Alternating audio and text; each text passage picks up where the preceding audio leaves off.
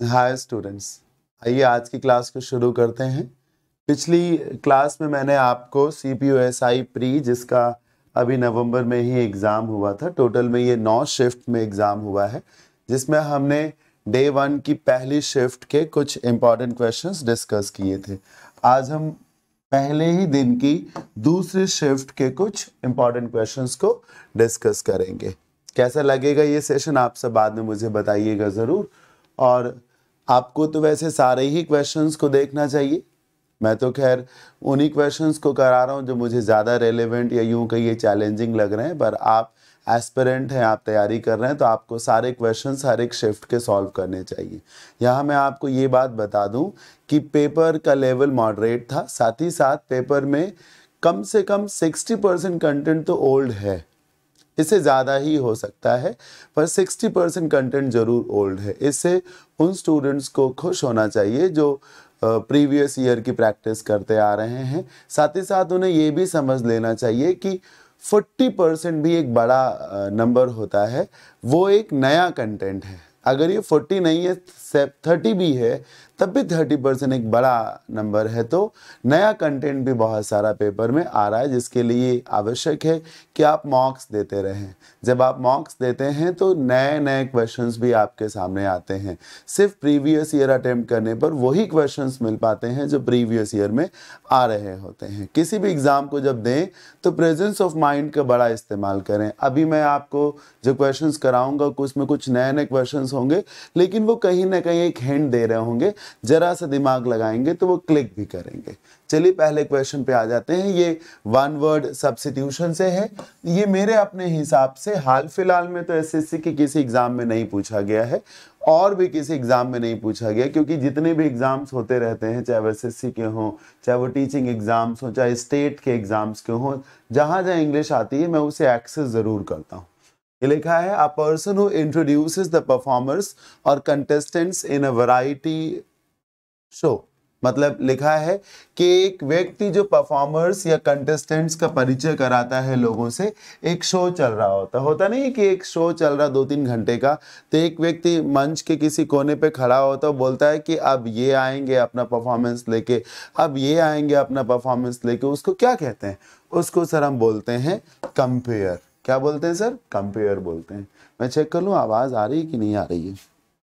हाँ आ रही है जी, क्योंकि लाइव तो चल नहीं रहा है, रिकॉर्डिंग है, तो पता चला कि मैं पूरा सेशन रिकॉर्ड भी कर डालूं और आवाज़ हो ही ना। अभी हाल फिलहाल में ऐसा हुआ भी कि मैंने एक 20 मिनट्स का वीडियो रिकॉर्ड कर डाला और साउंड ऑन करना ही भूल गया था मैं। सो कंपेयर बोलते हैं। ये जो दूसरा वर्ड है, कंपीर लिखा हुआ, ध्यान से देखिए, पीर लिखा है। पी नहीं जानते आप? पीयर्स होते हैं, बेसिकली इसे पी नहीं बोलते, पीयर बोलते हैं। जो आपके साथ में लोग काम करते हैं ऑफिस में, उन्हें पीयर्स बोलते हैं। पीयर टू पीयर एक कंप्यूटर का टर्म भी है ना। जो कलीग्स होते हैं उन्हें पीयर्स बोलते हैं। तो कंपेयर वो एक व्यक्ति है जो आपके साथ कहीं काम कर रहा हो। कैलीग्राफर जो बहुत सुंदर राइटिंग लिखता है, और साइफर एक तरीके से कोड वर्ड होता है, जो चीज़ें हिडन फॉर्म में हो उनके लिए हो सकता है। तो ये कंपेयर हुआ जो परिचय कराता है आर्टिस्ट से लोगों का। बिसाइड वन सेल्फ, ये नया ईडीएम है सर, कठिन नहीं है, जरा सा दिमाग मांगता है आपसे, हाँ पर नया जरूर है। Beside oneself, in the secrets मतलब राज में होना। To stand for one's own fault, अपनी गलती का बचाव करना। To stand for one's own fault, stand for मतलब समर्थन करना। अंडर ऑल सर्कमस्टांसेस, हर परिस्थिति में। ऑलमोस्ट आउट ऑफ सेंसेस, लगभग अपनी समझ अपने होश से बाहर, जब आपका दिमाग ना काम कर रहा, आप होश में ना हो। ध्यान से देखिए सर, वन सेल्फ मतलब आप हैं, और वन सेल्फ के बिसाइड मतलब अपने आप के बगल में है। ये आप हैं और ये आपके बगल में है, मतलब यहाँ पर आप हैं तो आप पूरे होश में हैं, और यहाँ पर आप हैं तो आपने ड्रिंक कर रखी है तो आप अपने होश में कम हैं। ठीक है ना। So when somebody loses his senses, when somebody loses his presence of mind, his decision making power, उसको बोलते हैं क्या? Beside one self. ये किसी डिजीज के चलते भी हो सकता है या ड्रिंक करने के चलते भी हो सकता है, जब आपका दिमाग ठीक से काम ना कर रहा हो। अगला वर्ड कंज्यूमेट। एक बड़ी इंटरेस्टिंग बात है। अभी मैंने कल ही एक वर्ड पढ़ाया वोकैब ऑफ द डे में, कन्वर्सेंट। और कल ही मैंने टोटल में 3 वर्ड्स लिखे थे कि मैं बारी बारी से इनको पढ़ाऊंगा। एक कन्वर्सेंट, दूसरा था एनल और तीसरा कंज्यूमेट। अब मैं कंज्यूमेट पढ़ा तो नहीं पाया, लेकिन डिस्कशन इसका पहले ही हुआ जा रहा है। कंज्यूमेट किसको बोलते हैं? एक ऐसा व्यक्ति जो एक्सपर्ट है चीज़ों में, माहिर है एक तरीके से, जिसे चीज़ों का आइडिया है उसे कंज्यूमेट बोलते हैं। जो काबिल है, समझदार है, सिंसियर है, उसे कंज्यूमेट कहा जाता है। एंटोनिम चाहिए आपको तो क्या सूदिंग हो जाएगा। सूदिंग तो वो चीज़ें होती हैं जो थोड़ी सी सॉफ्ट हो, आराम पहुंचा रही हो। जैसे कि आपके गले में खराश हो तो आप गुनगुना पानी पीजिए तो आपको सूदिंग लगेगा, है ना, उससे आपकी खराश कुछ हल्की पड़ेगी। इनेप्ट अयोग्य को बोलते हैं। वरीसम चिंता का कारण जिसको कह सकते हैं, जो टेंशन देगा उसको बोलते हैं। आइडियल आदर्श, आपको नहीं लगता है कि ये होना चाहिए? जब कंज्यूमेट का मतलब है समझदार, काबिल, तो इनेप्ट का मतलब ही होता है अयोग्य। बैला वन वर्ड सब्स्टिट्यूशंस में भी लोग इसे पढ़ाते हैं। मेरे नोट्स में ये वर्ड है, ये आपको मिलेगा रूट वर्ड में, एपीटी ईपीटी रूट वर्ड मैंने जो पढ़ाया उसमें मिलेगा आपको। बेली लाफ, ये नया ईडियम है लेकिन इजी है। हाँ, इजी इसलिए कि आप दिमाग लगा लीजिए तो इजी, बाकी नया है तो टफ ही तो हुआ। बेली लाफ, लाफ मतलब हंसना। बेली पेट के हिस्से को बोलते हैं। सर जब आप हंसते हैं तो कई बार हंसते से पेट भी आपका उछलता है ना, पेट फूलने लगता है। अगर आप हट्टे कट्टे हो तो आप हंसेंगे तो आपका पेट भी साथ में हंसता है ना। तो ये पेट आपका तभी बेसिकली हंसता है जब आप कुछ ज़्यादा ही हंस रहे हो। जब आप ज़्यादा ही हंसते हैं तो पेट भी साथ में मूवमेंट करता है, हंसने लगता है। तो बेकाबू हो करके जब आप हंस रहे हो तो वहाँ पर आ सकता है। ये देखिए, लाफिंग विद इनहिबिशन। इनहिबिशन का मतलब होता है डर, मतलब आप डर हंस तो रहे हैं लेकिन डर के साथ हंस रहे हैं। लाउड एंड अनरिस्ट्रेन्ड लाफ, ये आंसर है। अनरिस्ट्रेन्ड मतलब बेरोक, बिना रोक टोक के। रिस्ट्रेन मतलब होता है रोकना, तो कोई रोक टोक नहीं है, हंसते ही चले जा रहे हैं, हंसते ही चले, तेज तेज हंस रहे हैं और बिना रुके हंस रहे हैं। तो यही आंसर है सर। मॉकिंग समवन, किसी का मजाक उड़ाना। To be subjected to mockery और रिडिक्यूल, बेसिकली इसका मीनिंग है जब आपका कोई मजाक उड़ा रहा हो, मजाक का या हंसी का केंद्र या पात्र बन जाना। तो ऑप्शन नंबर 2 इसका सही आंसर है। आप सोच रहे हैं कि आप जरा जरा सा दिमाग लगा रहे हैं तो ये चीजें टफ नहीं लग रही ना, जबकि टफ है चीजें, जबकि टफ है सर। मेरा ऐसा मानना है कि अगर आपने ढंग से पढ़ाई कर रखी है, आप सीरियस होकर चीज़ों को सुनते समझते, चाहे जिस भी टीचर से पढ़ रहे हो, चाहे मेरे से पढ़ रहे हो, किसी से भी पढ़ रहे हो। मेरे से पढ़ने का मतलब है कि आप मेरा बैच करें पैरेलल में, या बैच के ओवर होने के बाद मिनिमम 6 मंथ जो है वो प्रैक्टिस बैच करें। फिर मैं गारंटी लेता हूँ कि आप पेपर का कंटेंट जो है आपसे छूटेगा नहीं। मिनिमम 90% कंटेंट आप सीधे तौर पे कर सकेंगे। बाकी सर जब आपको बहुत समझा दिया जाएगा तो दिमाग भी तो लगाना सीख जाएंगे, तो वो 100% हो जाएगा। खैर, ये अच्छा क्वेश्चन है, ये फ्रेजेस से रिलेटेड है। अंडरलाइंड ऑप्शन है रन डाउन। आपको बताना है कि इसमें से किससे इसको रिप्लेस किया जा सकता है। देखिए, the lease of our house, हमारे घर की जो लीज थी, लीज होता है कि एक समय, जिस समय तक आप किसी चीज को अपने हिस्से में रखेंगे। जैसे आपने कोई दुकान या शॉप किराए पे ली है 3 साल के लिए, तो वो 3 साल का लीज हो गया। जो कॉन्ट्रैक्ट होता है वो लीज बोलते हैं। तो जो हमारे घर की लीज है वो ना खत्म हो गई है, मतलब चली गई है। मान लो कि हमने घर किराए पे लिया था नवंबर 2019 में और उसकी लीज थी अक्टूबर 2022, तो चला गया ना, तो लीज जा चुकी है, लीज जा चुकी है। क्या बोलते हैं इसको? Run into? नहीं सर, रन इनटू का मतलब है अचानक से जब आप किसी से मुलाकात हो रही हो, है ना, sudden meet, sudden run into. इसको ऐसे समझते हैं ना कि जैसे आप जा रहे हैं, अचानक से जा रहे हैं, जाते जाते आप किसी व्यक्ति से लड़ गए, अरे बहादुर तुम, तो ये रन इनटू है ना। अचानक से किसी से मुलाकात हुई। मुलाकात कैसे हुई कि आप उससे सीधे टकरा गए, तो ऐसा लगा जैसे आप उसमें घुस गए हो तो रन इनटू कहा जाता है, अचानक से मुलाकात करना। रन अपार्ट का मतलब होता है जब दो चीजें अलग अलग चल रही हैं। जैसे एक कार जा रही थी, कार के आगे के दोनों पहिए निकल गए और दोनों अलग अलग डायरेक्शन में भागे चले जा रहे हैं, रन अपार्ट हो गया। कोई इधर भाग रहा है, एक पहिया उधर भाग रहा है, रन अपार्ट। जैसे दो लोगों ने एक बिजनेस की शुरुआत करी, कुछ दिन के बाद उनका तालमेल नहीं बना तो उन्होंने अपने अपने बिजनेस को अलग कर लिया। They are running their businesses apart, अलग अलग चला रहे हैं वो। रन अप टू का मतलब यही हो सकता है कि कहीं तक आप पहुंच रहे हैं। रन आउट, जब चीजें चली जाती है ना, ओवर हो जाती है। टाइम इज रनिंग आउट बोलते नहीं, time is fast running out, time is run out. चलो कॉपी सबमिट करो, time is over, time is run out. तो रन आउट होगा सर। क्या होगा सर? रन आउट होगा। रन डाउन भी नहीं होगा, रन आउट हो जाएगा। रन डाउन का मतलब थक जाने से होता है कि आप दौड़ते दौड़ते थक गए तो आप घुटने के बल बैठे जा रहे हैं।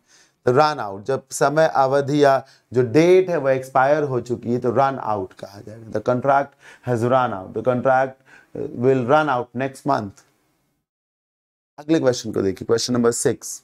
कठिन नहीं है सर ये बस ऐसे मन कर गया तो मैंने सोचा लाओ डाल दें सब, क्या कठिन कठिन ही पढ़ाया जाए, टफ टफ ही सब कुछ हो जाए। इजी है सर। पर ये क्या लिखा? Mrs Pooja is, right. ये क्या लिखा है? Inverted commas. Sir inverted commas वाले सेंटेंसेस बड़े इंडिपेंडेंट होते हैं। Mrs Pooja is very busy at the moment, Mrs Pooja इस समय बड़ी बिजी। ऑल राइट, कोई बात नहीं। आई हैड बीन वेटिंग, मैं इंतजार कर रहा हूं। तो जब मैं इंतजार कर रहा हूं तो आई एम वेटिंग। कोई कह रहा है कि मिसेस पूजा इस समय बहुत बिजी है, तो कोई बात नहीं, मैं इंतजार कर लेता हूं। मैं इंतजार कर लेता हूं। जब मैं इंतजार कर लेता हूं तो I am waiting, I am waiting, I am waiting. Spotting error से है तो ये तो नहीं लिखा होगा कि क्या गलती है, लेकिन ये पता चलेगा कहाँ गलती है। तो ऑप्शन नंबर 2 इसका सही आंसर है, आई एम वेटिंग। ये तो आप बोल नहीं रहे मैं कब से वेट कर रहा हूँ। बोलिए मैं आधे घंटे से वेट कर रहा हूँ, तो आई हैव बीन वेटिंग। अब वो हैड बीन तो किसी सूरत में आना ही नहीं, पास्ट परफेक्ट कॉन्टिन्यूअस में क्यों भाग जाएंगे। Number 7, stupendous. टोटल 14 क्वेश्चंस मैंने आज के सेट में निकाले हैं आउट ऑफ 50। इन्हें हम करेंगे। यूं आप समझ लीजिए कि ये 14 अगर आपको टफ नहीं लग रहा है तो मैं भरोसा दिलाता हूं आपको कि पूरा पेपर आपको टफ नहीं लगेगा, और अगर ये टफ लग रहा है तो भाई पेपर भी टफ लगेगा। आपकी जीत तभी है जब ये ज्यादा टफ ना लगे आपको। स्टुपेंडस शानदार को बोलते हैं, आउटस्टैंडिंग। एक डांस रियलिटी शो आता था पहले, DID, डांस इंडिया डांस। और अभी सोनी टेलीविजन पे एक डांस रियलिटी शो आता है सुपर डांसर। उसमें एक जज नहीं है, गीता कपूर, लंबे समय से। गीता कपूर की एक हैबिट रही है कि जब भी कोई कंटेस्टेंट बहुत बढ़िया परफॉर्म करता है तो उसकी तारीफ में 6-7 वर्ड्स का एक ग्रुप, एक उन्होंने मिक्सचर बना रखा है, मेडली बना रखी, वो बोलती हैं, जिसमें शुरुआत वो स्टुपेंडो से करती हैं। स्टुपेंडो से करते हैं, स्टुपेंडस है वो। क्या है? स्टुपेंडस, शानदार, आउटस्टैंडिंग, ब्रिलियंट। एंटोनिम चाहिए सर? जेलस होगा, ईर्ष्या से संबंधित है। परफेक्ट तो सिनोनिम होता है, स्मार्ट भी सिनोनिम हो सकता है, टेरिबल हो सकता है, बेकार। हाँ किसी की परफॉर्मेंस बड़ी अच्छी है तो आउटस्टैंडिंग, स्टुपेंडस बड़ी खराब है, टेरिबल, बड़ी खराब। तो option number 3 is the answer. Number 8, Glee. नया वर्ड है, बढ़िया वर्ड है, अच्छा वर्ड है। मैं अपनी एसटी में कराता हूँ इस वर्ड को। अभी तक ऐसा कुछ नहीं मिला जो एसटी में ना करा। हाँ, वो जैसे बेली डांस था वो नहीं कराता, या बिसाइड वन सेल्फ नहीं कराता, तो वहां आप दिमाग दौड़ाएंगे तो अपने आप भी हो सकेगा। बाकी स्टुपेंडस हो गया, या कंज्यूमेट हो गया, या ग्ली हो गया, ये सब एसटी में दर्जनों बार मैंने करा रखे हैं। ग्ली, ग्ली का मतलब खुशी से होता है सर, हैप्पीनेस से हो सकता है। इसको आप दूसरे शब्दों में ब्लिस कहते हैं। फेलिसिटी एक वर्ड होता है, वो कहते हैं फेलिसिटी। सिनोनिम चाहिए। अबॉरेंस क्यों होगा? अबॉरेंस तो हेट को बोलते हैं, घृणा को बोलते हैं, डिसलाइकिंग जिसको कह सकते हैं, डिस्ट्रेस तकलीफ को कहते हैं, एंग्विश जिसको कह सकते हैं, वेदना, एगनी, तकलीफ, राइट, वेदना, ये एंजाइटी, बेचैनी, व्याकुलता, डेस्परेशन। अब मैं आपको एक बात बताता हूं सर, मैं भी नहीं जानता मर्द का क्या मीनिंग है, सही में नहीं जानता, लेकिन मैं इसी को चूज करता, यही आंसर भी है। पेपर अभी सॉल्व कराने से पहले मैंने देखा तो होगा, देखिए सिंपल सी बात है। ये कहना कि नहीं मैं रैंडमली लेके चला आया हूं, नहीं, मैं एक बार गो थ्रू तो करूंगा ना सर। गो थ्रू करूंगा इसलिए भी कि मैं सही पढ़ाऊं, सही तरीके से पढ़ाऊं, इसलिए भी गो थ्रू करूंगा कि वो तरीका हो ताकि आपको समझ में भी आए। हाँ, ये कहना कि सब रैंडमली हो जाता है, ऐसे ही कर लिया, वो ठीक बात नहीं है। अब देखिए, मुझे नहीं मालूम था मर्द का क्या मीनिंग है, ग्ले का मीनिंग तो मालूम था, लेकिन मैं पेपर में इसी को चूज करता। क्यों? क्योंकि अबॉरेंस का मीनिंग मुझे मालूम है, एंग्जाइटी का, डिस्ट्रेस का मालूम है। इनमें से कोई इसका सिनोनिम नहीं हो सकता, तो मर्द ही तो होगा। इसका मतलब ही होता है उमंग, जिसे आप एंथुजियाज्म बोल सकते हैं। एंथुजियाज्म बोल सकते हैं। Number 9, it was a very important meeting, but I stayed cool as ice because I knew our product was the best. कोई कह रहा है कि ये बड़ी ही इंपॉर्टेंट मीटिंग थी, लेकिन मैं शांत रहा क्योंकि मैं जान रहा था कि हमारा प्रोडक्ट जो था वो सबसे बढ़िया था। आप अगर शांत हैं तो वहां पर एक ईडियम आता है, वो क्या है? Cool as a cucumber. Cool as a cucumber, cucumber बोलते हैं, वैसे आप कुकुम्बर ही बोल लीजिए। कूल एज ए कुकुम्बर होता है, बाकी कूल एज ए कैबेज नहीं होता। कैबेज की प्रॉपर्टी कूल नहीं है, कूल एज ए केक भी नहीं होता, ठीक है ना, कूल एज ए कैरेट भी नहीं होता, कूल एज ए कुकुम्बर होता है, शांत चित। नोट्स में है सर, और भी बहुत सारे इडियम्स आए थे, वो सब नोट्स के ही हैं सर, सब नोट्स के। टेक फॉर राइट पूछा गया, कूल एज आइस, शांत बिल्कुल, जब आप बिल्कुल भी घबराएंगे नहीं। ये देखिए, ये इडियम से ही लिया गया है। प्लेन सेलिंग एक प्रकार का फ्रेज या नाउन फ्रेज या इडियम टाइप का ही हो सकता है। सोचिए क्या मीनिंग हो सकता है, बहुत सिंपली सीख सकते हैं, नहीं पढ़ा तब भी दिमाग लगा सकते हैं। कैसे? मिस सुमा वॉज अ बिट एप्रीहेंसिव। अब सोचिए, बिट मतलब थोड़ा या थोड़ी, एप्रीहेंसिव मतलब डरा हुआ, नर्वस जिसको कह सकते हैं, घबराया हुआ। लिखा है कि मिस सुमा थोड़ी बहुत तो घबराई हुई थी about doing so much in just one day, एक ही दिन में इतना सारा काम उनको करना है, तो इस बात से थोड़ा सा घबराई तो थी, लेकिन देखिए ना, देखिए सब कुछ आसानी से हो गया। मिस सुमा को डर तो था कि एक दिन में इतना सारा काम कैसे करेंगे, लेकिन जहां किशन कन्हैया है वहां सब कुछ सरल हो जाता है, वही लिखा हुआ है, लेकिन वो सब आसानी से हो गया। सर देखिए ना, प्लेन का मतलब होता है समतल, एक मैदान है, अनइवन नहीं है वो, हाँ बराबर है, तो उसे प्लेन बोलते हैं। और सेलिंग किसको बोलते हैं? सेल मतलब नाव चलाने से होता है सर। अब अगर नाव चलानी हो और बिल्कुल भी जो है उसमें तेज धारा बहुत ना हो या तूफान जैसी स्थिति ना हो, तूफान होगी तो ना ऐसे ऐसे करेगी, ऐसे ऐसे ऐसे से हो जाएगा ना, तो डर लगेगा। और अगर शांत जल है, आसान है, तो फिर प्लेन सेलिंग हो गया ना, आसानी से आप लेके चले जाएंगे नाव को, तो इजी हो जाएगा प्लेन सेलिंग। नाव चलाना जब इजी लगा, प्लेन सेलिंग। 11 स्पॉटिंग एरर्स है। Everyone was surprised at his indefatigable courage. कितना बढ़िया अंग्रेजी लिखी गई है। करेज नाउन साहस, इंडिफैटिगेबल मतलब जो हारेगा ही नहीं, थकेगा ही नहीं। एक्चुअली फटीग एक वर्ड होता है, फटीग। फटीग का मतलब होता है थकान, थकान। तो अगर डिफैटिगेबल है कोई तो वो थक सकता है, उसे डिफीट भी किया जा सकता है। इनडिफैटिगेबल है तो थकेगा कहेगा नहीं, और जो थकेगा नहीं उसे हराया भी नहीं जा सकता, जो थकेगा नहीं। तो हर कोई उसके साहस का कायल था, एंड डिटर्मिनेशन, उस करेज और डिटर्मिनेशन का। करेज भी नाउन है, देखिए एंड के पहले नाउन, एंड के बाद भी noun. To achieve what he desired, वही डिटर्मिनेशन कि वो अचीव करके रखेगा जो भी इसने डिजायर कर रखा है। सर इसमें नो एरर है, कहीं गलती मिली कहाँ आपको?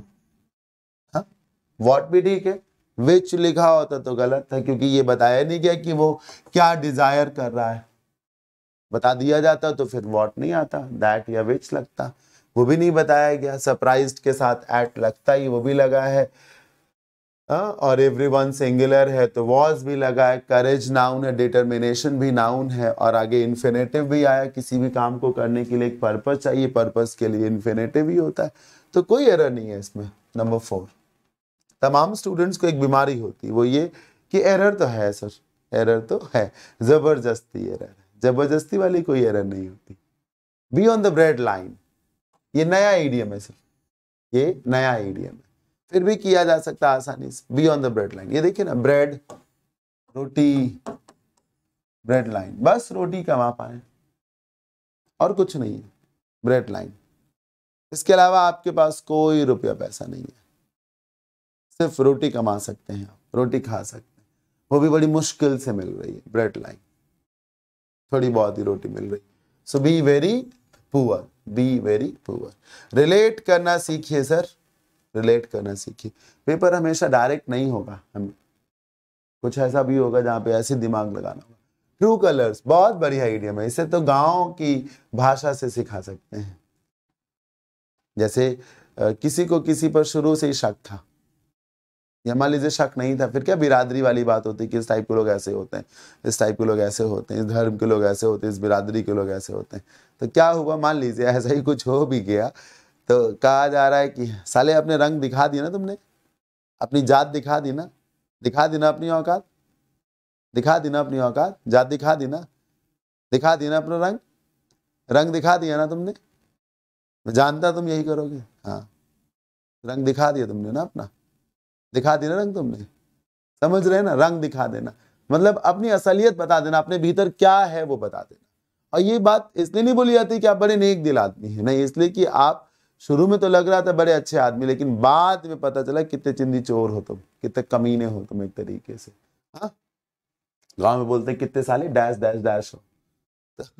रियल कैरेक्टर बेसिकली दिखा दी ना तुमने अपनी औकात, जात दिखा दी ना, रंग दिखा दिया ना, true colours, show one's true colours.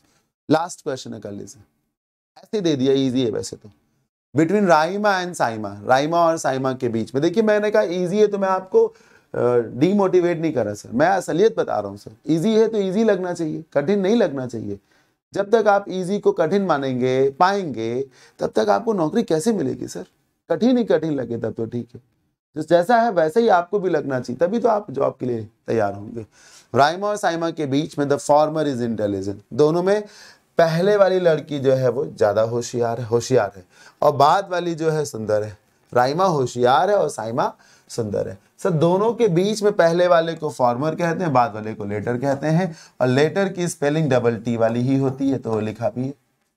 Letter की स्पेलिंग डबल टी वाली ही होती है तो वो लिखा भी है। तो नो इम्प्रूवमेंट है एक तरीके से, नहीं, हाँ नो इम्प्रूवमेंट, ये तो गलत लिख दिया ना, नो इम्प्रूवमेंट।